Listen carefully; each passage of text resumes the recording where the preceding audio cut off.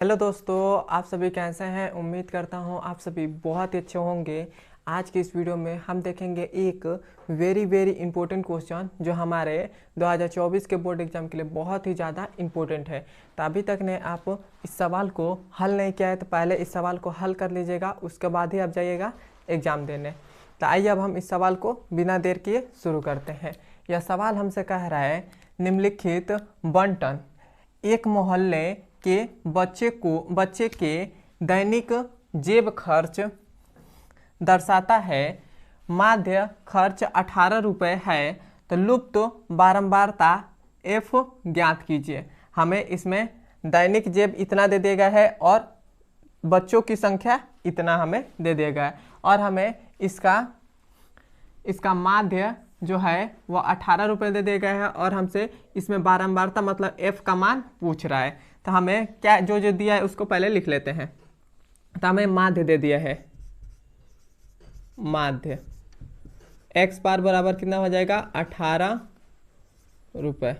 ये हमें इतना दे दिया गया है और हमें इस f का मान पूछ रहा है। यह जो हमारे पास f है इसका हमें मान पूछ रहा है। तो हम इसका मान कैसे ज्ञात करेंगे, तो यहाँ पर थोड़ा सा देखिए, हमारे पास दैनिक जेब मतलब इसमें जो हमारे पास दिया गया है, ये जो हमारे पास अंतर दे दिया गया है 11 से 13 है, फिर से 13 से 15, 15 से 17, 17 से 19, 19 से 21 और 21 से 23 और 23 से 25। इसमें देखिए 11 के बाद 11 है, उसके बाद है 11 12, दो जोड़ने पर मतलब 11 12, इसमें दो दो का अंतर आ रहा है, इसमें दो दो का अंतर आ रहा है। 11 1 12, उसके बाद 13 आ जा रहा है, फिर से देखिए इसमें 13 14, फिर से 15 आ जा रहा है, फिर से 14, इसमें दो दो का अंतर हमें दिखाई दे रहा है। तो जब भी हमें ऐसा अंतर दिखाई दे तो उसमें हम माध्य को मतलब ऐसा हमारे पास अंतर एकदम सेम दिखाई दे हो तो हम उस समय क्या करते हैं, पग विचलन विधि से हम इसका माध्य मतलब इसका f का मान ज्ञात करेंगे। तो f इसका हम पग विचलन विधि का सूत्र क्या होता है, पग विचलन विधि। पग विचलन विधि का सूत्र क्या होता है, वो होता है x बार बराबर a प्लस में होता है सिग्मा fi और ui बटा में होता है सिग्मा fi और गुणे में होता है h। ये हमारे पास होता है पग विचलन विधि। यहाँ तक आपको समझ में आया है तो कमेंट में बताइए। और अब हम इसके आगे हल करते हैं। अब हम इस पग विचलन विधि से हम इसे f का मान ज्ञात करेंगे। तो पग विचलन विधि में हमें किस किस चीज़ के मान की जरूरत पड़ेगी, एक तो पड़ेगी हमें a की, उसके बाद fi उसके और ui, उसके बाद fi उसके बाद h की पड़ेगी। तब हमारे पास सबसे पहले तो हम h का निकालते हैं। h का हम मान निकाल लेंगे, बहुत ही हमारा आसान होता है। h का मान क्या होता है, ये जो हमारे पास ये अंतर दिया गया है दैनिक जेब, इसमें हम देखेंगे कितने का अंतर है। तो इसमें देखिए 11 से 13 है, 11 से 13 तो 11 12, उसके बाद 13 आ रहा है मतलब दो दो का अंतर दे रहा है। फिर से 13 के बाद कितना आ रहा है 15, तो 13 14 मतलब दो दो का इसमें अंतर है। तो इसमें हमारे पास h का मान कितना हो जाएगा, h का मान हमारे पास आ जाएगा 2 आ जाएगा। इतना हो गया। अब हम क्या करेंगे, सबसे अब हमारे पास, और ये जो हमारे पास होता है ये हमारे पास fi होता है। fi हमेशा इसमें दिया रहता है, क्वेश्चन में हमेशा fi दिया रहेगा। अब हम क्या करेंगे, ये तो हमारे पास fi निकल गया। अब हम सबसे पहले कैसे भी दे दे, अब हम xi निकालेंगे।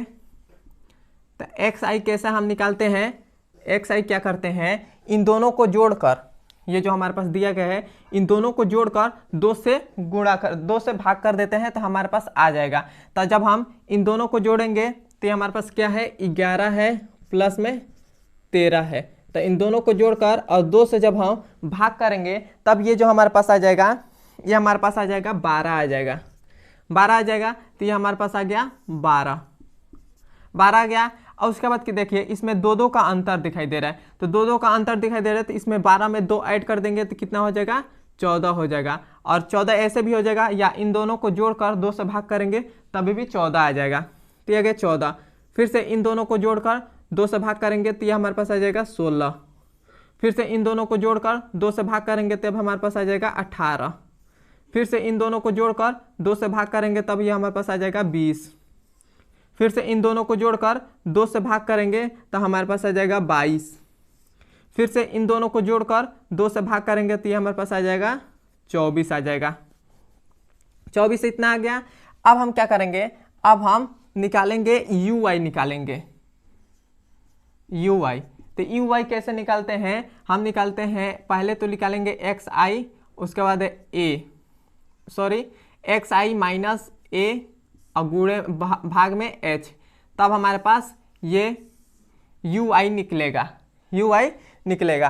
तो UY में हम निकालने के लिए हमें A की जरूरत, A की मान की जरूरत पड़ेगी। तो A की मान हमारा कौन सा होता है, ये जो हमारे पास XI निकला है इसका मध्य जो रहता है वही हमारा A हो जाता है। तो इसमें देखिए इसका हमारे पास इसमें मध्य कौन है, इसमें मध्य 18 है, ये हमारे पास 18 है। तो ये हमारे पास 18 A का मान हो जाएगा, क्योंकि इसके नीचे भी 3 है और इसके ऊपर भी 3 है, तो ये हमारे पास सबसे बीच में आ रहा है। तो यही जो हमारे पास बीच में आता है वही हमारे पास A का मान हो जाता है। तो ये हमारे पास A का मान हो गया। अब क्या करेंगे,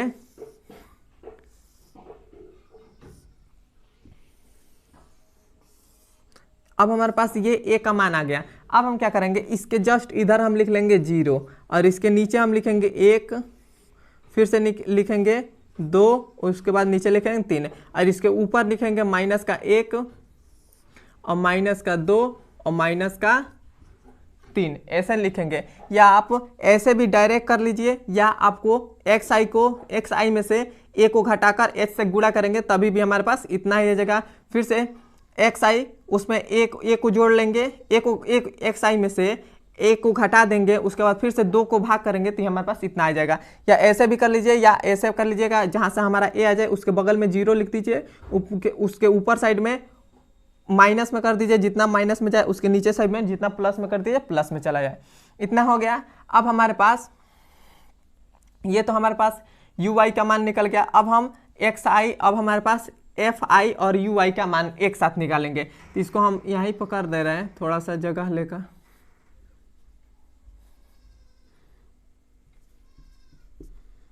और ये हमारे पास हो जाएगा X बार,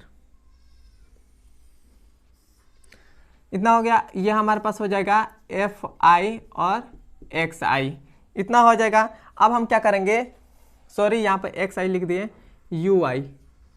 UY हो जाएगा। अब हमें FI और UY को देखेंगे। तो FI ये है और UY ये है, तो इन दोनों को गुणा कर देंगे। तो हमारे पास 7 त्रिका 21 हो जाएगा, 21 और माइनस है तो माइनस हो जाएगा। फिर से 6 दूना 12 और माइनस 1 का 9 में गुणा करेंगे तो ये हो जाएगा माइनस का 9। फिर से 0 का 13 में गुणा करेंगे तो हमारे पास 0 आ जाएगा। फिर से 1 का F में गुणा करेंगे तो ये हमारे पास F आ जाएगा।